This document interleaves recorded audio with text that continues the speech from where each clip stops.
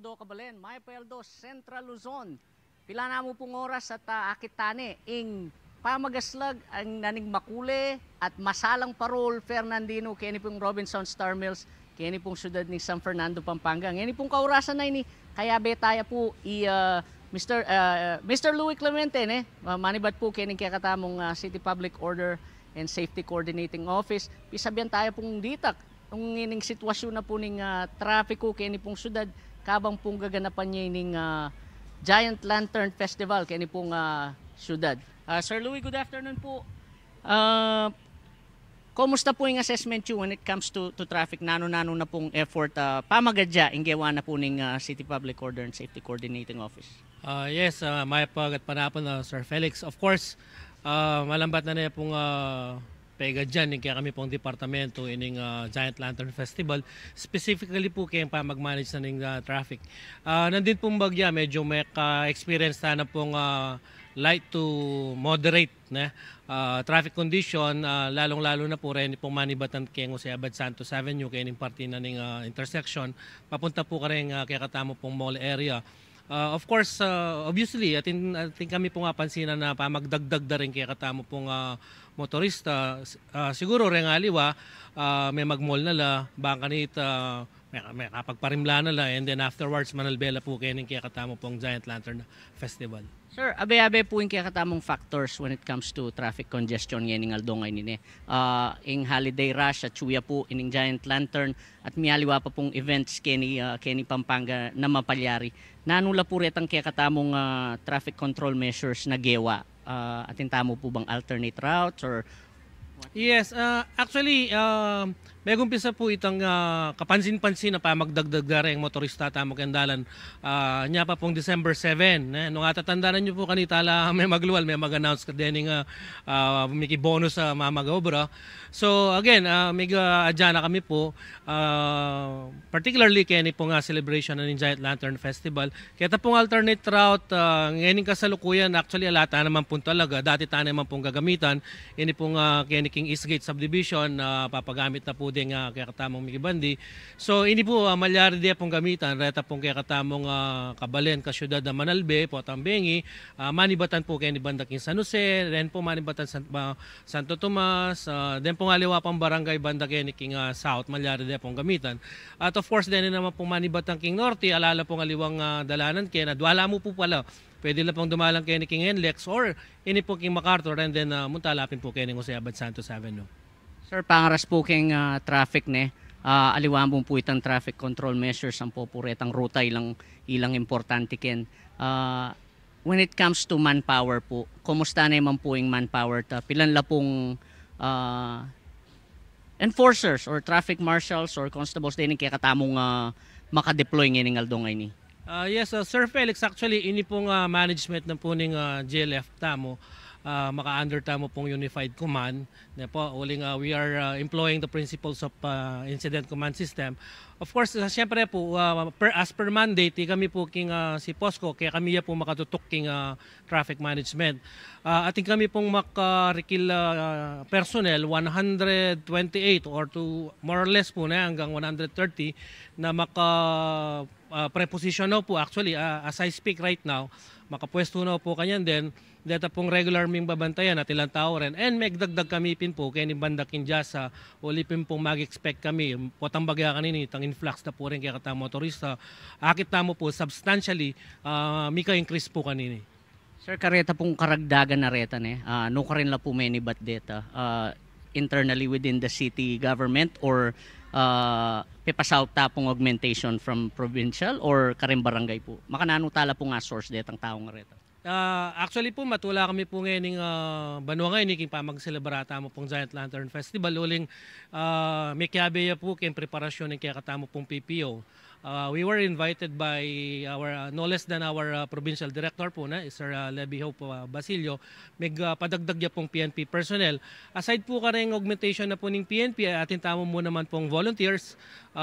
Nandin pong magya, may kiabela po kitang ops briefing tamo. So, kaya bemila po kanya kiandalan din. Kanya-kanya kaya pong mandato kanini, kaya pong traffic, si POSCO, kaya pong response naman with regards to po pong medical, lang po pong trauma incidents at yung po kining City Health Office tamo ang po po ing CDRMO po. Sir, pisasabihan tayo po itang comparison na ning this year to last year's ne. Nanuya po yung kaya katamong expectation this year when it comes to traffic? Actually, king traffic po kanini, siguro halos kalupan niya nitang milabasan na ba, no? Maging mabagal mo siguro, ulingan niyang last year, ala pa naman pong dakaladala nagagawan. Pero ngayon po kasi, atin tamo pong under construction na dalan, alimbawa po itang Ken Dolores tinok nang niya pa mo po yung contractor Ken, pero then pong mapila na barangay roads po gagawan dala. So gusto po kasi ang makanyan, medyo babagal po yung kimot na rin sa Ken. Ayan, of course, pati po maging mabagal, daragdag po itang volume. But then again, po in-expect minala, anyapin po rin kaya kami pong tao ngayon, baluda na po yung karelang gawan, uling detalyado min na po nga pisabi-sabi yan. Kaya kami pong operations chief, makatapilan na yan naman po magpa-meeting karela. Baka nitapin po. Agawan po masalesen kaya kami ngobra ngayon, actually ngayon kabing yan ay ni. Sir, kareta pong manalbe ka rin karelang pibale-bale na lumuwal kendalan po tan at manalbe o magbanda kening Robinson Star Mills. Nano po siguro yung kaya kayo nga niyarang karela bang kanita po makasawpla kening traffic situation tamo ngening aldongay ni parang ngening bengi ngay ni nung ating ko pong buring anyarang karela ngeni pong aldongay. Actually po kareng kabalenta mo kareng kalalawigan kasyudad tamo pong bisang Manalbe.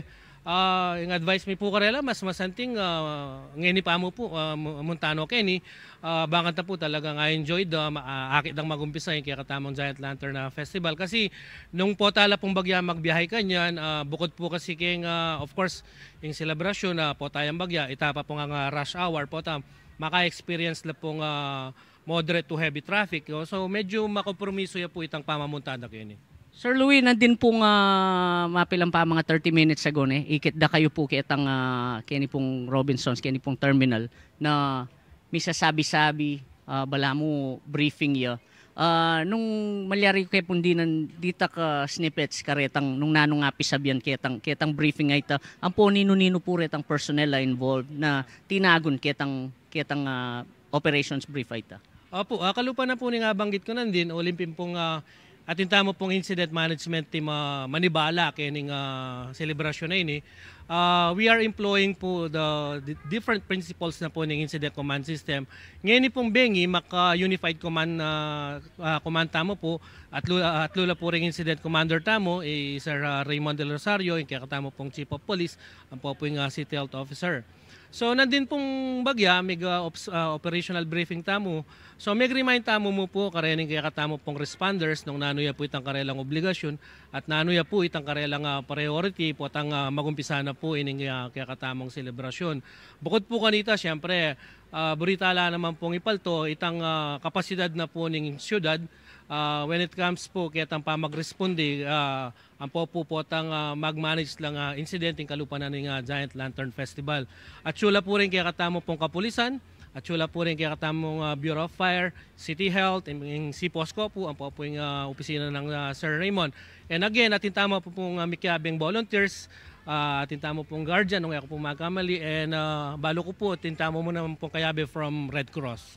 Opo sir, pisabihan niya po itang medical emergency at maglakad-lakad tamo kening venue besides kitang pamangan, besides kening karening luklukan, besides kening karing parol nung pong sakasakali ali naman sana magka medical emergency makanano dala pong akit at no ka rin la po maka preposition dening kay katamong medical unit para po makapanyad lang medical attention dening mangailangan. Opo. Itapin po nandin pong bagya, apin po rin sabi, may retang posisyon, darin kaya katamo pong responders.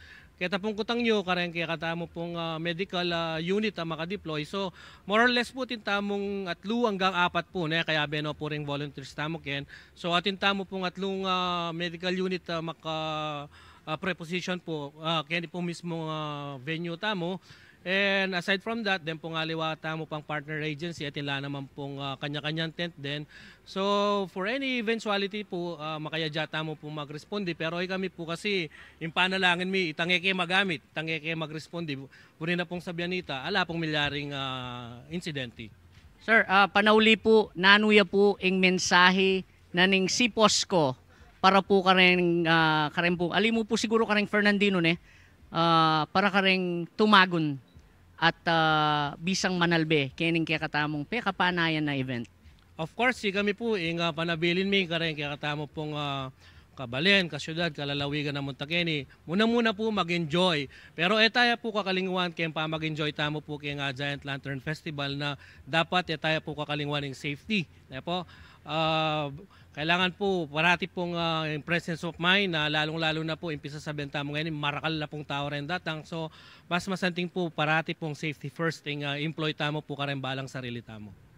Opo, ay ta po, Sir Louis Clemente, manibat po keng City Public Order and Safety Coordinating Office na po ning syudad ning San Fernando. Siyempre po, dakal po salamat sir. At siyempre po karen po nga kay katamong kabalen. Paga na kami lamo po rin ning dining kay katamong safety reminders. Iba't keng CIO na ning syudad naman. Ating pamurin pong COVID, anong malyari po, manyulod tamo pong mas. Bang kanita po ay iwasan ta ing nanuman pong sakit po i-practice tayo pa mo rin po itang ausan tamong physical distancing ang po itang pamangamit alcohol bang kanita po sigurado pong safe tamo po at paga nakana mo rin po ning City Information Office na bawal pong manigarilyo kaya ni pong mismong venue always keep an eye po lagi talang lalawin deng babantin deng kaya kayong gamit bang kanita po panatili tamo na safe la rin kaya katang gamit at i-maintain tamo po ing kalinisan kaya po kaya katang paligid. At para naman po karetang prohibited items o pagbawal dang items kaya ni po kayang venue panabili na po ning City Public Order Safety Coordinating Office ang po ning CIO dening bawal na items kalupa na po ning backpack, deng drones, den pong papakbong, mataram, bage, den pong atin na pong listahan kaya ni pong mismong venue nung nanula po retang kaya katamong items na prohibited ay ni po kabalen ating katang kaya kaya ni frisbee similar items dangerous or hazardous items den pong illegal substances bawal na po ring scooters den pong baril pataram laser devices, smoke canisters, unauthorized signs, spray paint po, bawal la naman. Din pong transmitting device, drones, at mga ragul pong suitcases, darts, liquors, alak, bawal po yung alak. Ang po ring icebox, ang po ring backpack. Dito po ring bage na pagbawal da po kening venue. So pila na mo pong oras at akit na nala, rin nga pulong parol, kening gulot ko, kening 115th edition na po ning Giant Lantern Festival at maragulya pong pamagadya ing ginamit ing gewada para kingal dongay ni alimo po ngeningal dongay ni bulan pa po ay piyayad dyan impong Giant Lantern Festival na maganap po ngeningal dongay ni mas masalaya po at mas makulaya po uling pong ayalbenye po ini keng digital TV na ning CLTV 36 ang po yung kaya katamong Facebook Live. So kareta pong makatagon, deta pong atsukeng abroad, deta pong kabalen ming magobrang yan ko pong migaga na ka at ayalben niya po kaya kaming impong Giant Lantern Festival, kareni pong kaya katamong aliwang paralan na ausan tamo. Digital TV, ang po yung kaya kaming Facebook Live, ayalben niya po yan. At aliya mo po ngayon bengi, maganaping pamagtanghal na po rin kaya katamong parol. Matter of fact po, Aldoldo po, ang gapong bayong banwa, isa paltodo po rin pong parol. Kaya ni po, kalupa na naman po ng format na nung nuka rin ita mismong competition na gewade. At paga nakakupugay kayo, alas 6 po ng bengi, karen po nga lang gagawang bali, tumagon na ko po, ulim po nga bagpota na mo pong bagya, magumpisa na po iningaw sa tamong traffic. Kaya ni pong banda po Robinson Star Mills. At panayin nyo po kaya kami po susunod min pa mag-live, kaya ay abahin na kata po rin Lantern Makers at lawenta po yung pamang kaya ni pong party ng gulot ning venue. Hayabe po, Johnny Coronel, ako po, Felix Barrios, in kaya kayong talasuyo, ating pusong makabalen.